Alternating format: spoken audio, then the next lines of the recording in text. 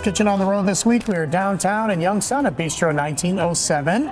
Mark Canzonetta and his good friend Sally the Salmon. Sally the Salmon, who I feel a little bit bad about today, but we're doing some culinary tips today. I think it is a great time to start introducing some culinary tips, you know, share some of the knowledge I have in my head and pass it on to those amateur cooks at home, some professional cooks at home. I'll be honest, I know nothing about this other than there's a giant, I don't even know what kind of fish this is. Well, this is a salmon that comes off the northernmost tip of Scotland, Faroe Island. So this is a wild caught salmon. Which means? That means, you know, it's actually caught in the wild. This was caught, you know, caught in nets. You know, some are hook caught, some are farmed raised, you know, and you know, with fish, I like to go with either line caught or wild caught because the flavor's better. The fish is in its natural environment, swimming, going through the areas that it goes through, eating the fish and other things that are in that area of the country or world that it's in. So it has the minerality of the area, it has the flavor of that area. Whereas, you know, when you have farm raised, you know, they're grown in ponds or they're grown in areas in the ocean where they sprinkle food over them, and sometimes the food is color, which gives the fish the color. Okay. You know, and plus they're grown it exponentially. You know, and we don't want that. We want them to be natural. How does it get from the northern tip of Scotland to downtown Youngstown? Well, you know, it's a very quick practice. It's a very, you know, complicated practice. You know, you have to catch the fish. You have to bring it onto the boat, ice it very well. You know, you have to ice down that fish. You want to make sure it doesn't start to decay whatsoever. So a lot of steps are needed to maintain that freshness and the quality of the fish. It's then brought to the docks, packed in containers, and then air shipped across the ocean to the United States or wherever it's going very, very quickly. Are you happy with this one? How big is this fish? This is about an 8.5 to 10 pound salmon from Faroe Island, and I'm very, very happy with it. It came in from one of our vendors just yesterday morning, so they probably received it Sunday, which is fantastic turnaround time, you know. Okay. But there's some things we need to check when we're going to pick out fresh fish. This is what you would do, and if I went to the store to get a fresh fish, these are things I should look for. Exactly, especially if you're buying a whole fish for a celebration or a party. Typically when you go to your local grocer, you don't see whole fish of this size. You just usually see a fillet or a steak. So what we want to do is, you know, a couple things. We want to really hone in on the appearance of the fish. All right. The fish should look like it just came out of the water. Okay, so you know, we're starting on the head part, We're starting on the head. So the first thing you want to do is check the clarity of the eyes. You want to make sure the eyes are clear and not cloudy. Firm and not sunken in. If they're sunken in and hollowed out, that means the fish has been sitting around, starting to dehydrate, starting to decay. You like that? I can touch the eye. You can touch the eye. And if it doesn't go in, if it doesn't sink in, I think we're a good sign. The next thing you want to do is check the gills. You want to make sure, because that's how the fish lives. You know, they swim, they aerate through their gills. That's how they get oxygenized. So you want to make sure they're clean smelling fresh like the ocean. Are we in good shape? Clean smell. I mean, I don't smell the fish. And you shouldn't, you know. You really shouldn't smell fish. You should smell the ocean when you're picking out fish, or the lake that it came from. Very clean, very pleasant aroma, okay? Is this how they come super smooth like this? Well, this one was scaled for us. So they take the scales which I'm very happy for, because fish scales go all over your kitchen. Okay. You know, it's kind of like when you refinish your hardwood floors, that dust never goes away. Okay. Fish scales never go away. Okay. So the next thing you want to do, it's very important, go ahead and touch that fish. Okay. Do you see when Mike is touching the fish, it immediately springs back?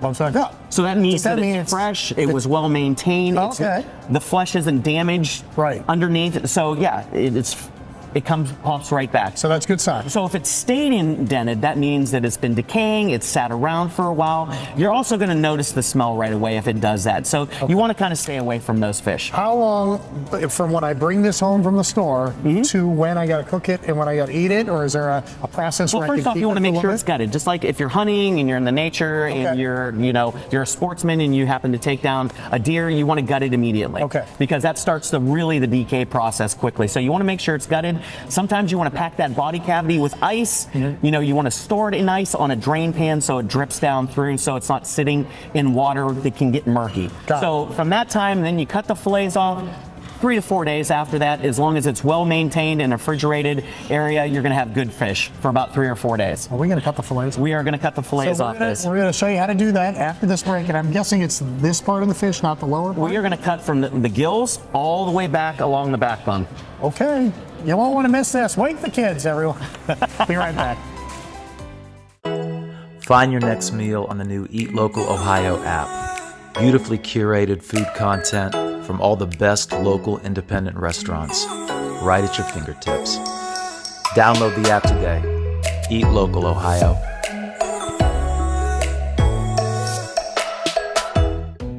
In today's fast-changing real estate market, you need access to the right information to make smart choices. I invest in real estate all over the country, and I rely on smart agents who know their local market inside and out. In the Mahoning Valley, I work with Kelly Warren. She guarantees to sell your home at a price and a deadline you agree to, or she'll buy it. She can also give you an instant cash offer. Go to kellysoldit.com and find out how Kelly and her team can start working for you.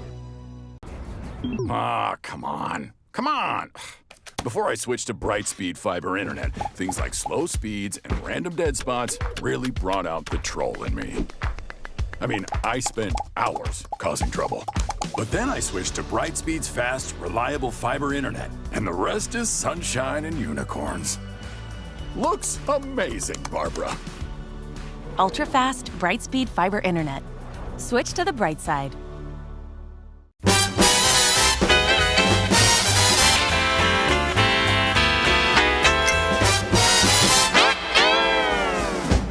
All right, we are back, and now Sally the salmon is going to get the business end of this knife. Yes, yes. So you're gonna show me what to do. And, having a great knife is one of the most important things about doing anything in the kitchen, because even if you would happen to get cut, you're getting cut with a nice, clean edge versus a jagged edge from a dull knife. Heals quicker. The doctor can take care of it quicker. Or you can use what I do. I'm a super glue guy. I just super glue up the cut and go back to work.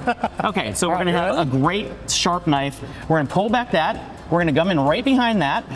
We're gonna go right behind the head on the gills, and then we're gonna turn the knife about 90 degrees. And we're gonna follow the natural course of the backbone all the way down the fillet. Are there bones in there? Oh, you're hearing me cut through them. Yes, I am, actually. Okay, and we're gonna go right down through until it's done. And then, Mike, we're gonna pull this off, and we have that wonderfully filleted fish right here. And that's the one side of the fillet. We're gonna clean that up a little bit, take care of some of those bones. But as you can see, we didn't leave much here. Now, if you wanted to totally utilize this, you can scrape away some of this flesh, and you could use that as a salmon taco, salmon sashimi, or anything you wanted to do with that, because that's all great usable flesh, and it's delicious. It's fresh, it's clean, it's beautiful. As you can see, this is a really great, healthy fish, and I can't wait to serve it to our guests. How about that? So salmon, always on the menu here. Always on the menu. And it's especially a Lenten thing. A lot of people especially during Lent. Yeah, we have a lot of fish during Lent. We offer a lot of fish to begin with. We love fish down here at Bistro 1907, and this is the fish we serve every day. Faroe Island salmon from Scotland. Thanks for the culinary tip. Don't be afraid. Don't be intimidated by fresh fish. You can do it, right, Mark? Absolutely, you can do it. Check them out, Bistro 1907, right here in downtown Youngstown.